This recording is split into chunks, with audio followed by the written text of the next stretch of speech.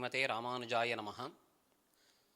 ஸ்ரீ வானமாமலை க்ஷேத்திரத்திலே ஒரு வார காலமாக வித்வத் கோஷ்டிகள் ஆச்சரியமாக நடந்து கொண்டிருக்கின்றன.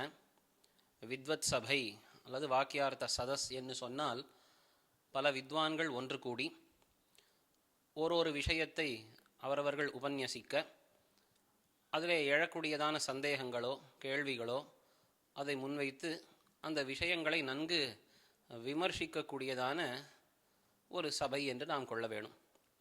இந்த வாக்கியார்த்த கோஷ்டி வித்வத் சதஸ் என்று சொன்னால் அந்த ஒரு சுவாமி நன்கு ஒரு விஷயத்தை அவர் அசை போட்டு மனதிலே தரித்து கொண்டு அங்கே உபன்யசிப்பர். அந்த கிரமத்திலே பார்த்தோமானால் இங்கே 3 விதமான வித்வத் கோஷ்டிகள் இங்கே நடக்கின்றன.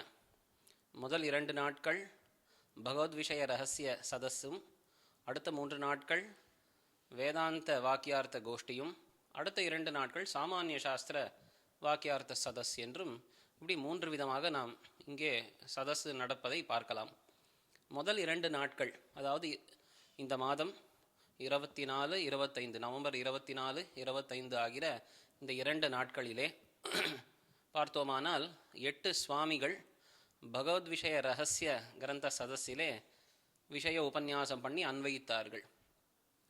அதில் முதல் நாளில் முதல் வேளை பார்த்தோமானால் அது 11 மணிலேருந்து 12:30 1 மணி வரைக்கும் நடந்தது. இந்த 24ஆம் தேதி அன்றைக்கு பகல் வேளையிலே நடந்த சதஸிலே பார்த்தால் 2 சுவாமிகள், ஸ்ரீயுவே அத்தங்கி ஸ்ரீனிவாசாச்சாரிய சுவாமியும் ஸ்ரீவே நடாதுர் பிடி சேஷாத்ரி சுவாமியும் பகவத் விஷயத்தை பற்றிய விஷயத்தை உபன்யசித்தார்கள். அதில் முதல்ல விஷயோபன்யாசம் பண்ணவர் அத்தங்கி சுவாமி. அந்த சுவாமி திருவாய்மொழியிலே ஜீவஸ்வரூபம் என்கிற இந்த விஷயத்தை எடுத்துக்கொண்டு ஆச்சாரிய ஹிருதயக்காரர் அருளி செய்தபடியே அவர் 4 பதிகங்கள், பயில், ஏறு, கண்கரு என்கிற இந்த 4 பதிகங்களிலே ஜீவாத்மஸ்வரூபம் எப்படி காட்டப்பட்டிருக்கிறது என்பதை ஆச்சரியமாக எடுத்துரைத்தார். அதில் பார்த்தோமானால் பயிலும் சுடரொளி என்கிற அந்த 3ஆம் பத்து 7வது பதிகம் அந்த திருவாய்மொழியிலே பார்த்தால் அது பாகவத சேஷத்துவம் ஜீவாத்மாவுக்கு மிக முக்கியமான ஒரு ஸ்வரூபம் என்பது ஆழ்வாரால் காட்டப்பட்டது என்று நாம் பார்க்கிறோம். பகவானுக்கு அடிமையாக இருப்பது என்பதை காட்டிலும் அடியார்களுக்கு அடிமையாக இருப்பது தான் மிகவும் ஒசந்தது. அதனால்தான் பாகவத சேஷத்துவத்தை நாம் இன்னும் மேல் ஒரு பருவமாக காட்டுறோம். பகவத் சேஷத்துவம் என்னால் பிரதம பருவமாம். ஆனால் பாகவத சேஷத்துவம் சொல்லும் பொழுது அதில் பாகவத சேஷத்துவம் என்னால் அடியார்களுக்கு நான் அடிமைப்பட்டவன், அதிலே அடியார்களிலே ஒருவரான ஆச்சாரியன், பகவானுடைய அடியார்களிலே ஒருவரான ஆச்சாரியனுக்கும் நாம் சேஷப்பட்டவன் என்பது அந்த அர்த்தம். அதனால் இந்த மத்தியம பருவம் சரம பருவம் என்பதை இந்த பதிகத்திலே காட்டியிருக்கார். அதனால் பாகவத சேஷத்துவம் என்கிற இந்த அர்த்தத்தை இந்த பயிலும் சுடரொளி என்கிற பதிகத்தினாலே ஆழ்வார் வெளியிட்டருளினார்.